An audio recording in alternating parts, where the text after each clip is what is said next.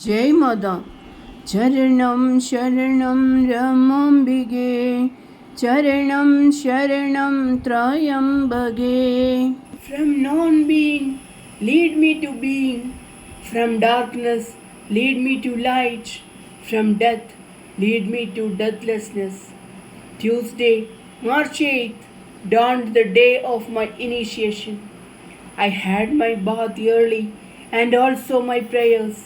I silently prayed for the blessings of my father, mother, and husband.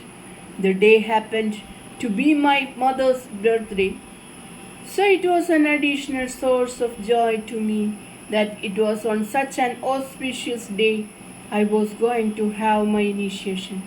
My sister and myself reached Mambalam at about 9 in the morning.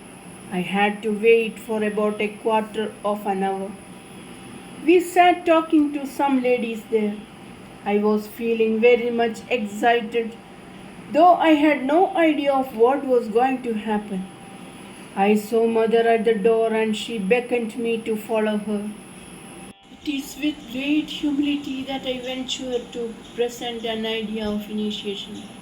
It is something too sublime for words, and to realize it, one must experience it oneself.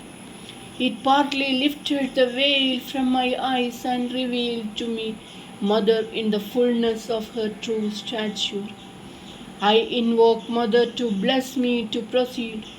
We entered the puja room and Mother closed the door. The Sri Chakra was installed in the eastern side of the room. I bowed before the Sri Chakra and sat facing the east as Mother directed. She sat by my side and asked me to pray to my Ishta Devata for a few moments. Mother expounded to me the true meaning of the sacred Mahavakya, making me understand its great significance.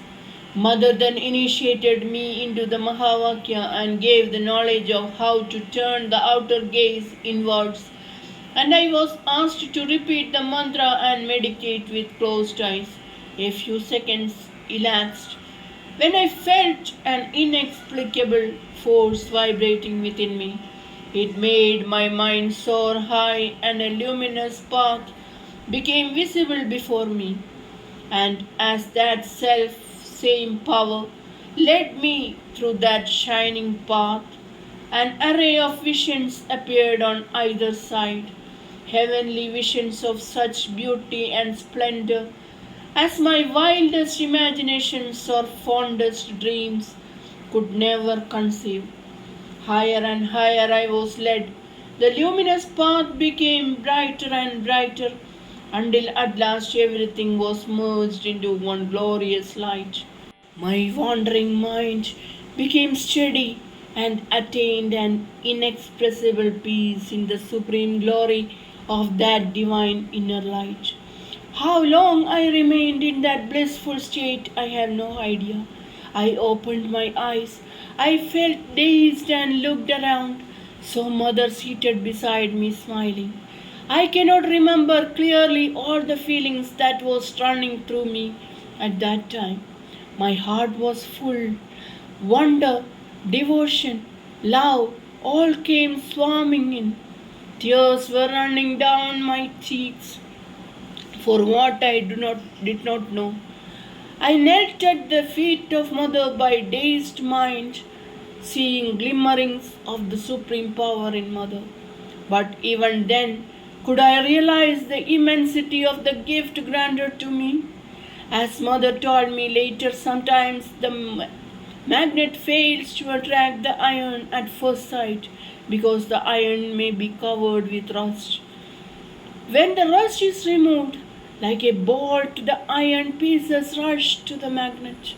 So perhaps by my mind, which was then preoccupied with myself and my troubles to the exclusion of everything else, might have failed to get the full realization, and Mother had to remove the rust.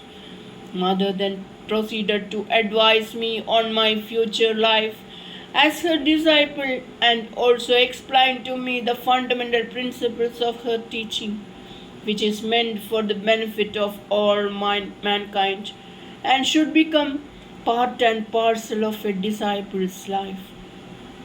From this moment, a new life opens before you.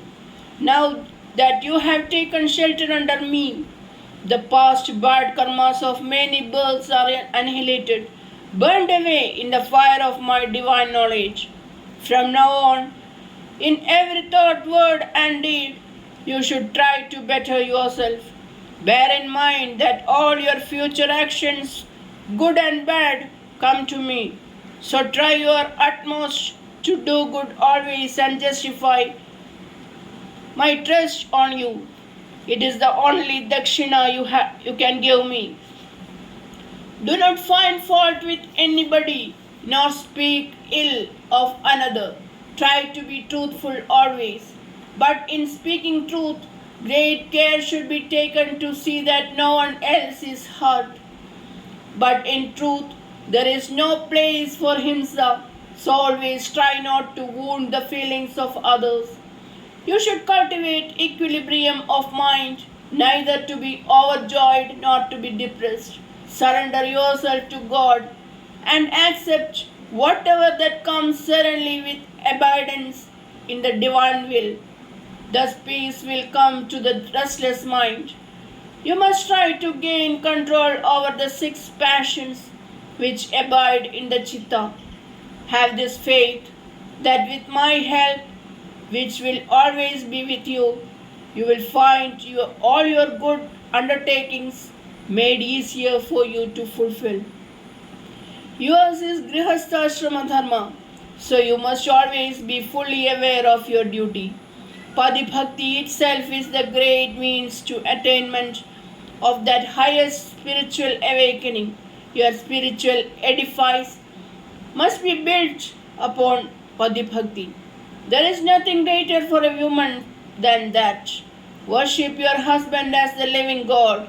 Serve him and your children with selfless love and devotion, and the path to God will be opened before you. Remember, you are the Grihalakshmi, the presiding deity of home. Your powers are limitless. Think of the good influence you can spread around you, the ideal you can set up. You should always try to cultivate an evenness of temper. Kind and gentle words work wonders where harsh ones fail. Great attention should be paid to the virtue of hospitality towards your guests, whether invited or uninvited. Do meditation and japa as I have advised you, at least for an hour every day, morning and evening. Every spare moment must be utilized to get yourself immersed in thoughts of the divine. Care should be taken to see that the japa and meditation do not interfere with your household duties. If possible, do your meditation early in the morning, thus leaving the day free for your household duties. The meditation and japa will help you to ascend the religious path. It will bring out your willpower and give you perfect control over your mind.